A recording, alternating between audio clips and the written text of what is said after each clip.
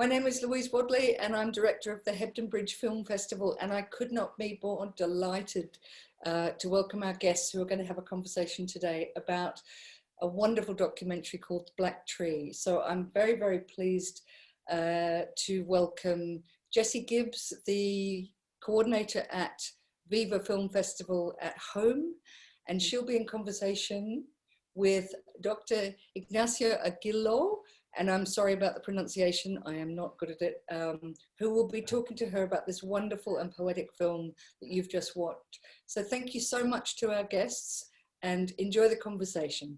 Thank you very much.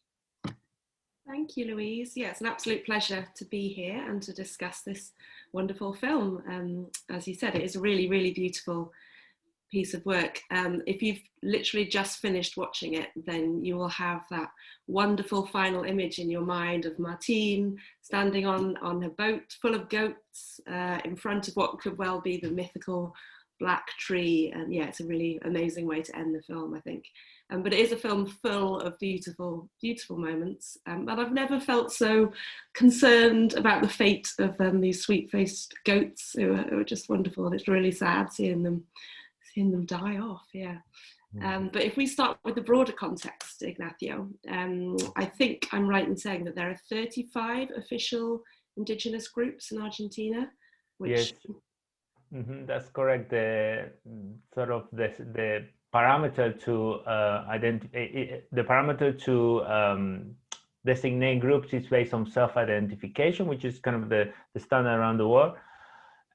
These are the groups that are existing in Argentina at the moment, and the Toba or Quom, which are the ones depicted in this film, are one of the largest in Argentina, because there are, for example, indigenous groups that are constituted by 2 or 3 people, right? So it quite varies, and then you have groups that are quite large. In the case of the Toba Quom, this is one of the largest indigenous groups existing in Argentina. They traditionally have lived in the northeast of the country in an area called Gran Chaco, which is the zone depicted in this film. In the past 50 or so years, they have started to migrate to cities, first cities in that area, in the Gran Chaco, and later on to other large centers like Rosario, which is in the center of the country, it's the second city in Argentina, and to Buenos Aires, which is the capital. And they have created what are called barrios Toba, so Toba neighborhoods where they live. But obviously many continue to live in their ancestral territories, which is the case of the community depicted here.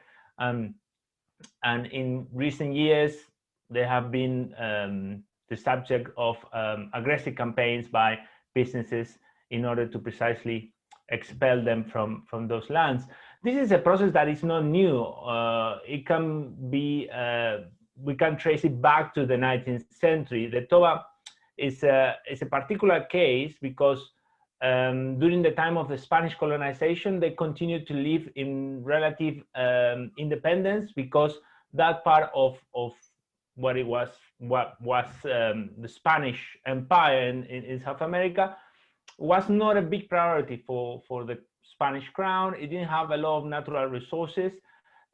These Toba Quom were quite accomplished warriors, so it was very difficult to capture them, to enslave them, to force them to work. To give you an idea, there is this famous film, The Mission, right? So that's from the 80s. I think that takes place close to the place where the Toba Quom live, the Chaco. And that depicts a different process of colonization. In the case of a Gran Chaco, the Toba Quom continued to live in relative autonomy. Then Argentina became independent in around the 1820s, more or less, 1810s, 1820s. But again, they continued to live without much interference from white groups, mainly because, again, that area wasn't a big priority for this new national state, and also because Argentina at that time was in the process of national affirmation. It was a period of a lot of internal conflict and civil wars, struggles among different factions in order to be the ones who were going to actually found the structures of the state. And were these indigenous groups considered part of this new Argentinian state, or were they somehow external to it? The Argentinian state always conceived itself as having rights to these territories, even because the legal principle that they follow was that they were inheriting all the territories that used to belong to the Spanish crown. Mm-hmm. The problem is that they didn't have the resources or the interest to really bring them under the control of the state. So in the south of Argentina, Patagonia, and that area, Gran Chaco in the northeast, continue to be places where indigenous people mainly live without much, as I said before, interference from the national state, because basically the state didn't have the means to go there and impose its control, its authority. Because as I said before, the state was in the process of self-affirmation. It took many decades for the Argentinian state, the national state, the central state, to really establish its structures. Things changed in the 1870s. This is the moment in which finally we see the consolidation of the national state, the central government. And this is part of a wider plan that the elites had, not only of consolidation of governmental structures, but also incorporation of Argentina into the global market as a producer of raw materials for Britain and eventually the United States, Germany, all the countries that were going through a process of rapid industrialization. Mainly Britain. Britain was the main kind of recipient of Argentinian raw material. That means that suddenly there is a need to bring these territories under the control of the state, because there is a lot of economic possibility in them. In Patagonia, you have, for example, you could eventually you had a lot of sheep in Patagonia. In Chaco, they are going to develop the sugar industry, the logging industry, with a lot of British capital. So there is a very clear connection between the history of these places and the United Kingdom, very direct connection. So in 1870, 1880, 1870s, 1880s, the Argentinian government sent the army to Patagonia and then to Chaco in order to affirm the authority of the state. And this was not just a military operation. White settlers were sent, also missionaries, Catholic, but also Protestant missionaries were there. They established missions and schools, etc. And there was a very violent process of forcing incorporation to the orbit of the state. I mean, many indigenous people were killed, but many were forced to become like modern workers, right? They were proletarized, incorporated into the modern logic of this capitalist country. And in the case of Gran Chaco, Tobacco were used as like cheap workforce in the emerging sugar and logging industries. They were forced to work for little or no money. And they had this regime that they were taken to the sugar mills or to the forest to work for 6 months, and then they were allowed to return to their ancestral territories for another 6 months. As I said before, they were paid very little, and most of the money that they were paid, they had to spend it because each sugar mill, for example, had its own grocery shop. So the owner will have monopoly over the selling of food and alcohol. Alcohol was used a lot as a technique of control. So institutionalized alcoholism became a big technology for the disciplination of the workforce, etc., etc. So this is a process that takes place at the turn of the 20th century and continues throughout the century. But something happens in the 1980s, 1990s, which has to do with the massive technological development. That means that agribusiness and other extractive industries now can operate in territories that weren't effective or weren't productive a few years ago. So that has expanded the agricultural frontier in Argentina and meant that the very few territories that weren't under the direct intervention of businesses have now been, they are now very, how to call it, attractive. Yeah, it's really sad that the process that just when you thought it couldn't get worse, it does. Like technology enables people to move even further into their territories. Yeah. Is this, when you introduced the film back at home last year, you talked about neo-extractivism? Is that what we're talking about here? Yeah, neo-extractivism is like an economic logic that has is prevalent throughout Latin America. And I started, as I said before, in the 1980s, particularly in the 1990s, where Latin America was ruled by mainly neoliberal or right, like center-right governments. But it has also continued in the first years of the 21st century, when many Latin American countries were actually governed by center-left or left-leaning parties, right? Which shows that even in the center-right or center-left, Latin American ruling elites continue to and political parties continue to have very little political imagination to think of alternative ways of economic development. That are forms of economic development that are not dependent on the extraction of natural resources. So we have seen in the past decades an accentuation of this of the use of extractive technologies, and that's why we call it neo-extractivism, because the difference from previous decades is the scale of it. Now the technology allows an unprecedented exploitation of natural resources, and the destruction of the environment has also increased drastically. And that has put a lot of pressure on indigenous communities because their ancestral territories are now, as I said before, very attractive to business. At the same time, since the 80s, we have seen an incorporation of legislation in Argentina as a result of indigenous activism. That means that indigenous people have more protection. For example, in the 90s, Argentina signed on the ILO Convention 69, which means that indigenous people have to be consulted if works are going to be done in their ancestral territories. They have to be there. They have to give their consent. The Argentinian Constitution was reformed in 1994, and there is an article that recognizes the pre-existence of indigenous people. It states that they existed before Argentina existed, and therefore they have the right to live in these ancestral lands, etc., etc. So the laws are there.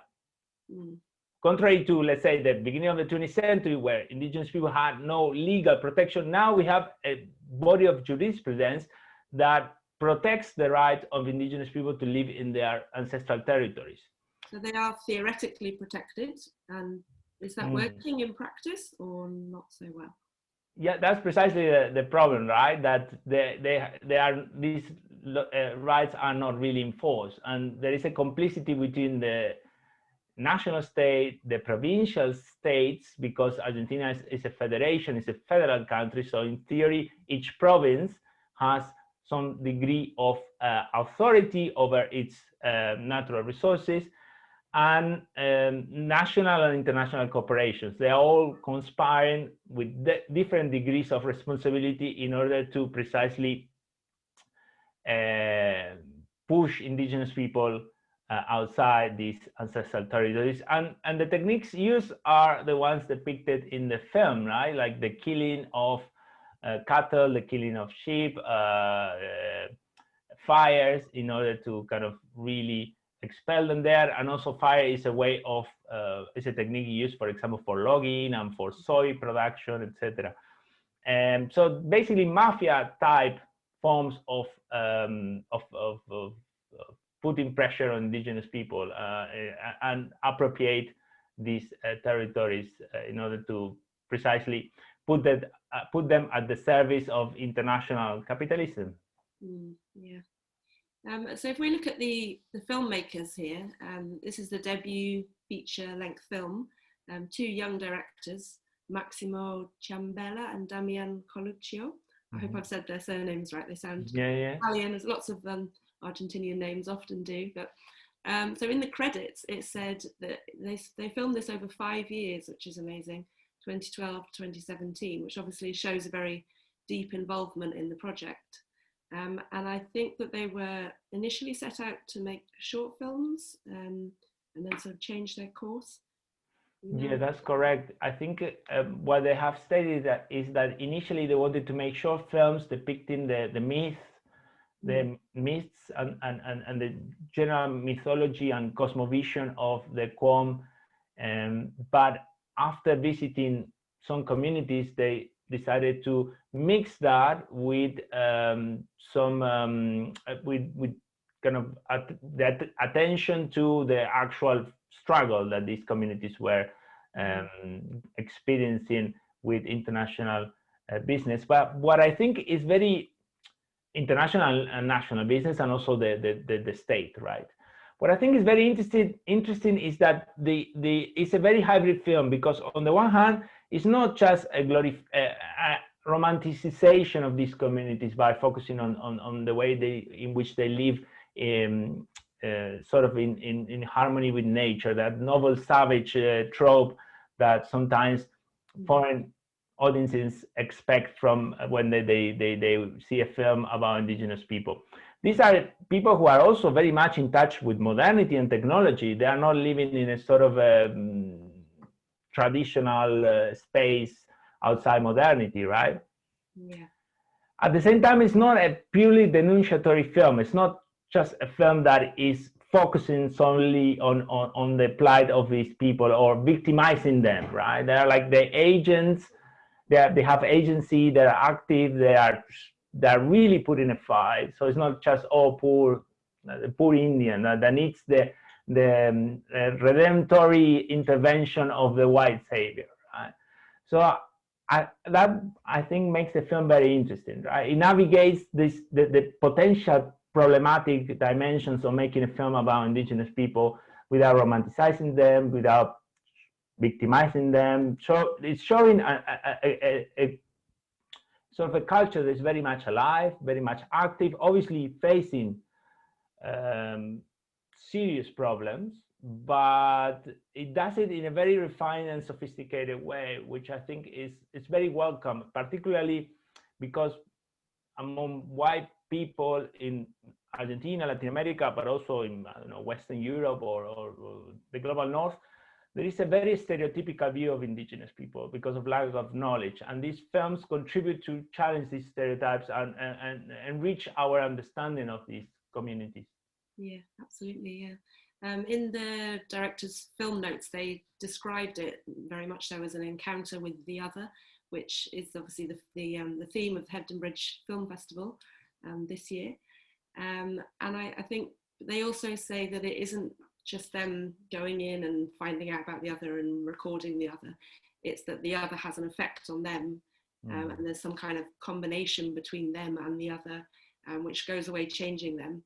And they talk about looking for hope, perhaps in this different worldview, looking for hope, certainly in terms of environmental problems, the damage caused to our planet, different ways that we can kind of live in our world, which is, yeah, it's a really hopeful, beautiful thing. So it will be wonderful if that could have an effect on us watching the film, thinking about our planet.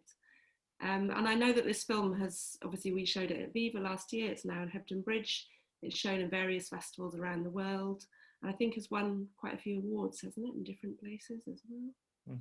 Yeah, it won several awards at the Mar del Plata Film Festival in Argentina. The Mar del Plata Film Festival is the most prestigious film festival in Argentina. And obviously it cannot compete with Venice or Berlin, etc. But it's category A or type A festival, which means there are only 14 of these in the world. So yeah, it's a big festival, at least in Latin America.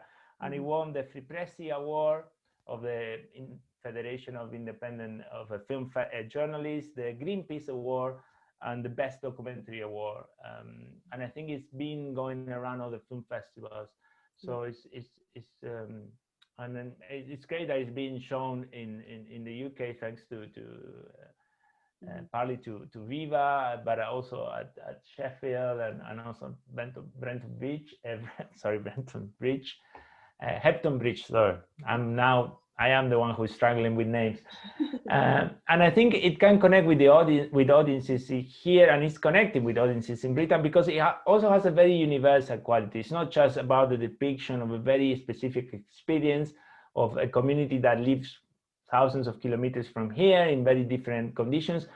It's a story of communities struggling against the effects of international capital, right? And I said this when I introduced the film at Viva.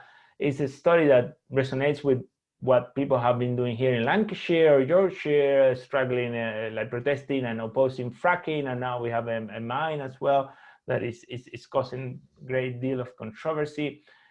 So yeah, it has that resonates with the plight of people all around the world against the logic of capitalism, which is, as we all know, is centered mainly on producing profit at the expense of the livelihoods of people and the environment. Yeah. And just to look more closely at the film itself, the cinematography is just beautiful. I absolutely love it. I mean, they often use quite shallow depth of field, still frames, get these incredible shots of the forest, and it's almost a sort of magical painterly effect. It almost looks like a painting sometimes. And then the use of sound is also really, really good.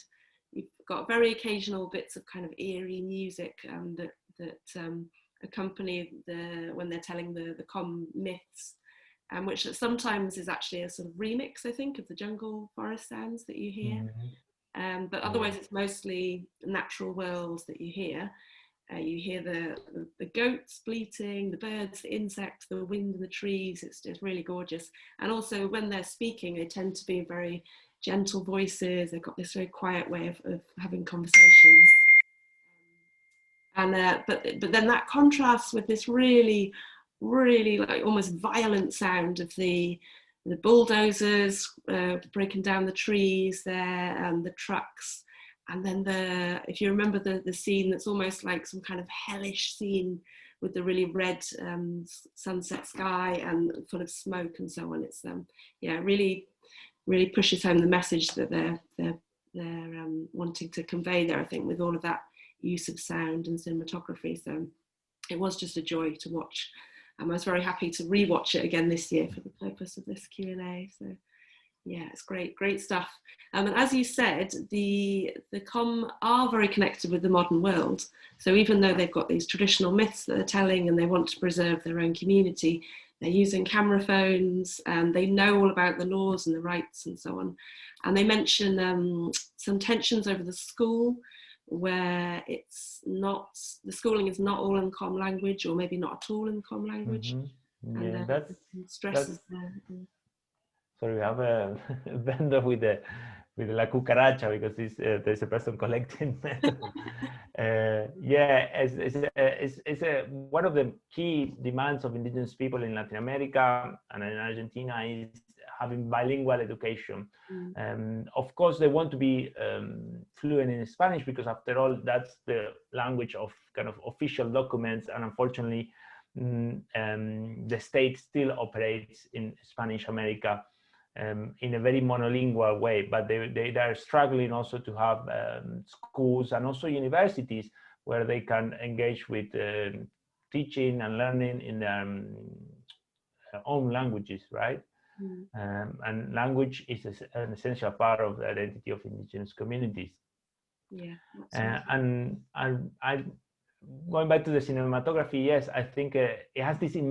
It's very immersive, right? You feel like you are there, and I like this combination of immersion, but at the same time, trying to show that after all we are not there. Right? So the scopophilia, this kind of desire to know everything that the spectator often has when he or she is watching a film. We want to know what's happening, right? We want to know about everything.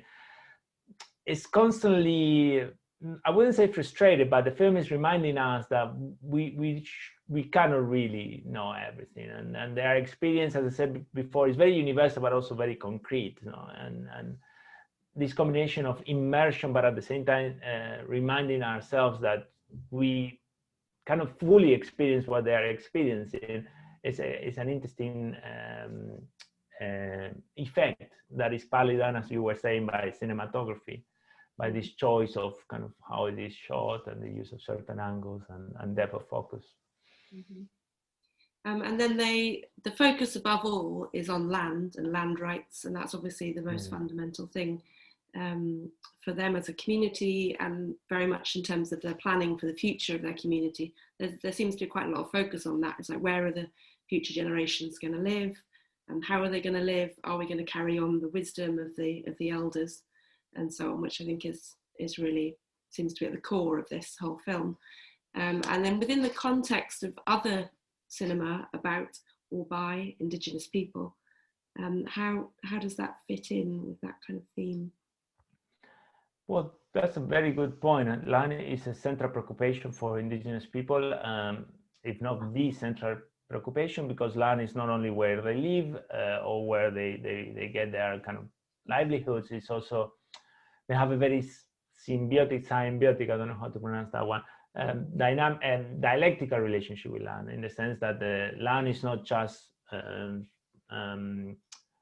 something that one has to exploit in order to produce things. Is an entity, and they have this relationship and with land, which is a living thing, right? And as you were saying, the need to guarantee the reproduction of that entity, not only for them, for their future generations, also because it is alive. And in cinema by Indigenous people, about Indigenous people, land always emerges as the central topic. Cinema by Indigenous people in Latin America has grown a lot in the past 20-25 years, partly as a result of Indigenous activism. Indigenous organizations are much more, they have grown a lot. They are much more organic. They have developed collaborations across different nations, and also beyond Latin America. They collaborate with Aboriginal people in Australia, Native Americans in the United States, etc. And also as a result of digital technology, which makes films much cheaper to make, right? So you don't need very expensive equipment. It's very affordable. And there are many organizations like CONAIE in Ecuador that have established workshops for indigenous people to learn about filmmaking and make their own films. Also, we have the experience of Video nas Aldeias in Brazil, which is an organization that consistently produces films. And the main kind of genre, the main type of film that indigenous filmmaking has favored so far is documentary, political documentary, focusing particularly on land and other rights that are being violated by Latin American states. So yes, land is a central element that features in most of the films. Interesting enough, in recent years, fictions have started to be produced. And some of them are also about land. There are some Ecuadorian films, for example, that are very interesting because they're playing with the conventions of Hollywood film. Hollywood films, and there are action films, for example, like sort of Die Hard, but with indigenous people fighting precisely the bad guys who are usually working for a corporation. And the issue of land again emerges in a very different type of film, but as the central issue. So I think we're sort of running out of time here. We probably have to draw things to a close, but I do want to say that we've actually got another documentary. The director herself isn't Indigenous, but all the people who appear in the film are Indigenous, and the narrator is Indigenous. And that's also from the Chaco region, but just across the border into Paraguay. So that's going to be in it's a sneak preview. That's going to be in our next Viva festival. It's called Apenas el Sol, Nothing But the Sun, and it's really wonderful as well. It's actually about the Ayoreo people. I hope I've said that right. Obviously, at the moment, we don't know the exact dates of the next Viva festival, but it will be in the early summer as a physical event at home. So it'd be great to see some of you there, and hopefully we'll welcome you back, Ignacio, to introduce some more of the films. Yeah, I mean, a spring without Viva is not a spring, but I'm happy to see that the festival is going ahead this year in the late summer. It's a great thing. Yeah. Great. Thank you very much. Thank you, and thank you for the invitation.